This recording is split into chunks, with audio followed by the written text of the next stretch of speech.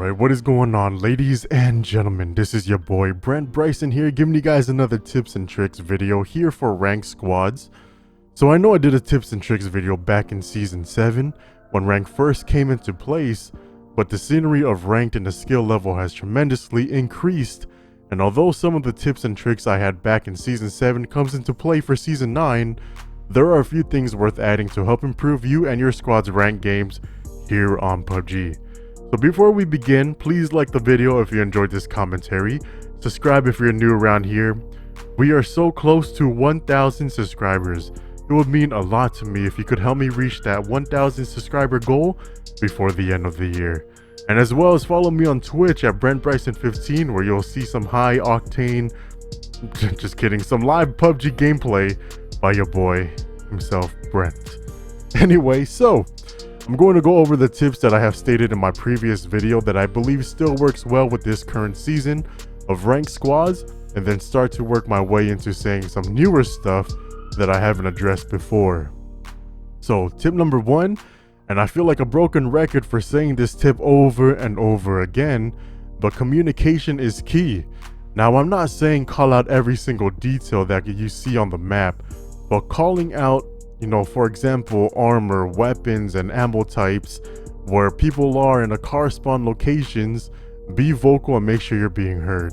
Also, for the better part of the team, do not shoot enemies without notifying your team on where you're shooting and how far the distance is. Yeah, for sure you can get a nasty sniper shot that's 500 plus meters away, but can you and your team secure that kill before they get into cover? If the answer is no, best believe you should try to take your shots on another time in the battlegrounds. Now, coming in at number 2 spot, you need an IGL, which is an in-game leader. It doesn't matter if you choose the best player to be the IGL or the most tactical player to be IGL, you need that one leader in-game to be able to think 3 steps ahead throughout the whole match.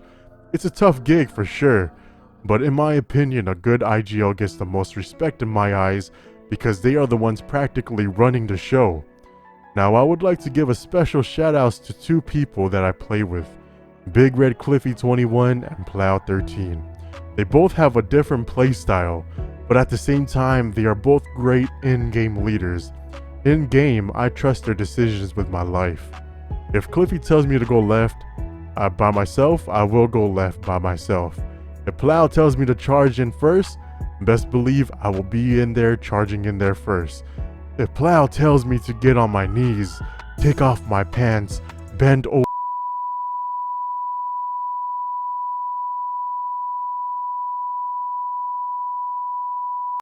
Wait, what?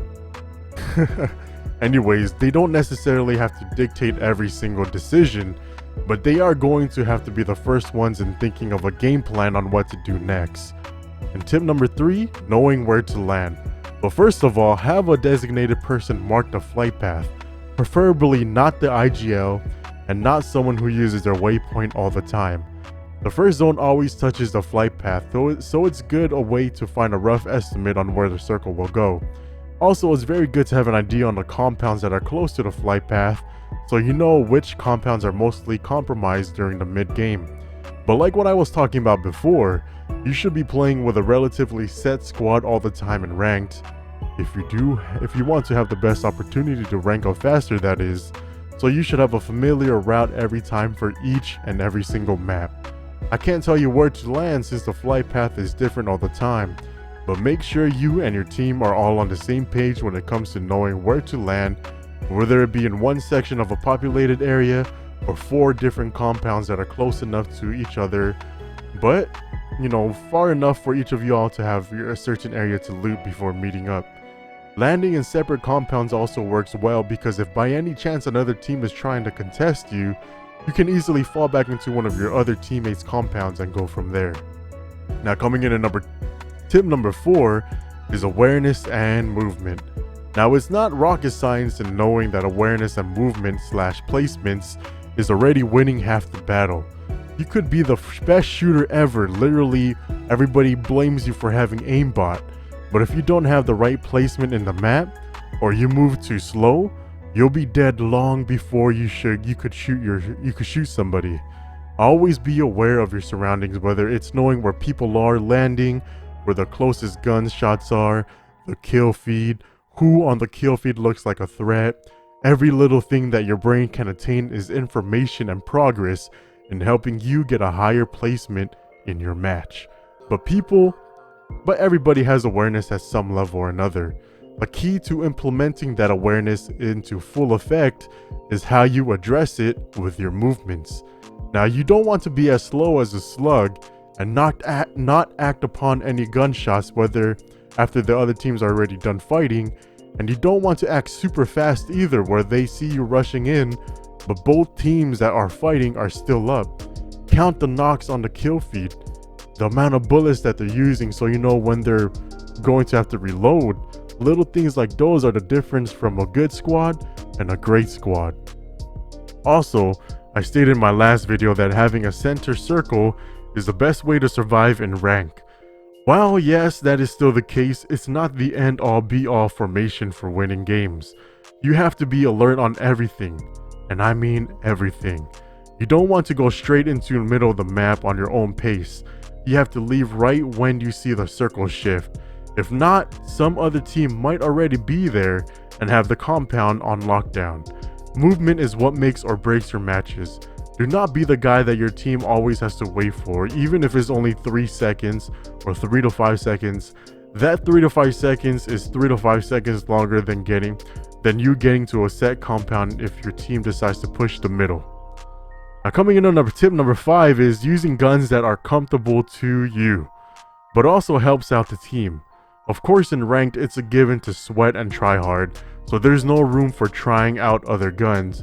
For me, of course, I still have the same loadout every time, a barrel and a sniper rifle.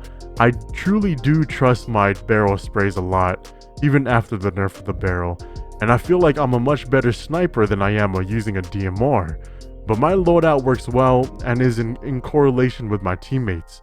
My team almost always has 1 or 2 DMR players to help with peppering, and the other 2 are usually using a bolty. Now, you don't want to use like a vector with a sniper rifle, because where's your mid-range gun battles going to be at? You're practically useless at that point. Anyway, tip number 6 is trust in your team. You are not the Terminator. You are vulnerable, and you are only as good as how you and your team works together. You can have a squad full of all killers and slayers, everybody that has 20 bombs, but the moment that teamwork isn't there, you're finished. Now, if you know me, you know I'm down to play with anybody. I don't care who you are. If you ask me to play, I'll play with you. I'll try to make time to play with you. But for ranked, when I'm trying to get super sweaty and turn on my tryhard mode, I need that set squad that I'm familiar with and can trust my in-game life on. Here are some tips to help you and your squad to become more synergized as a unit. So you gotta know your role.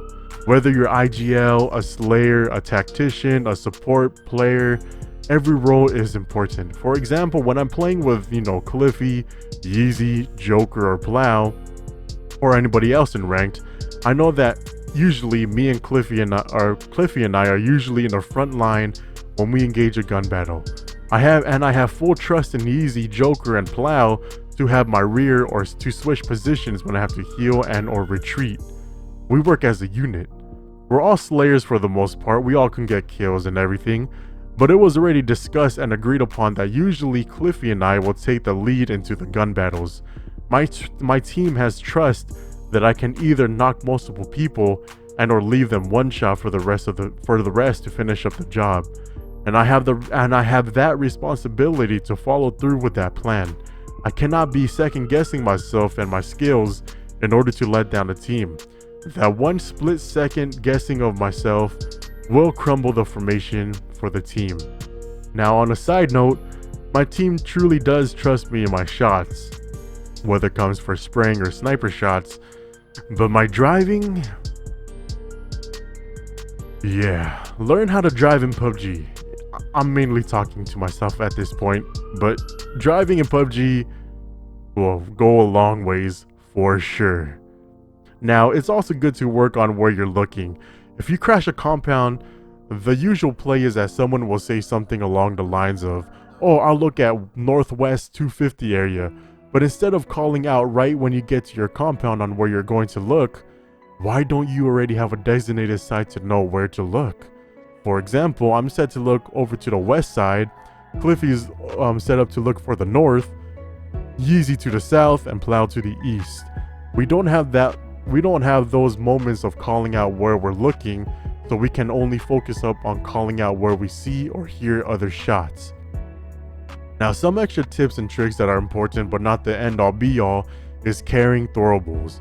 Prioritize smokes most importantly. It helps with cover and reviving your teammates and moving out in the open field.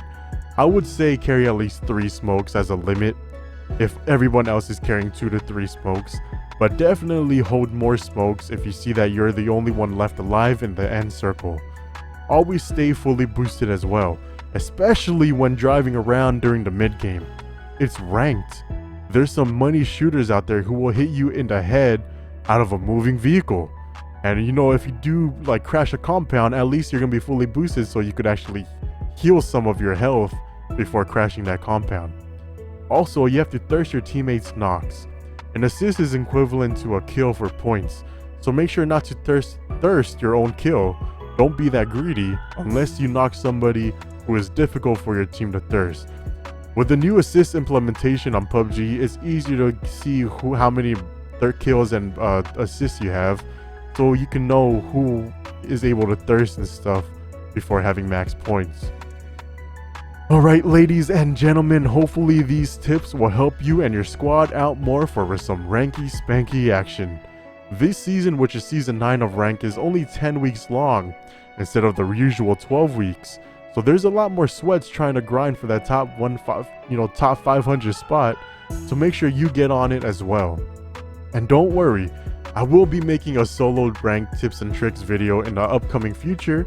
Should take me about a week or 2, or possibly 3 to make it, or to actually upload it. But I'm gonna give you guys a challenge right now. If this video can get 25 likes, I would upload it right away just for you all. So thank you for listening to my listening to my video. It is greatly appreciated. I'll catch you guys next time. Stay beautiful, and goodbye for now. Bye bye. Slug Nation out.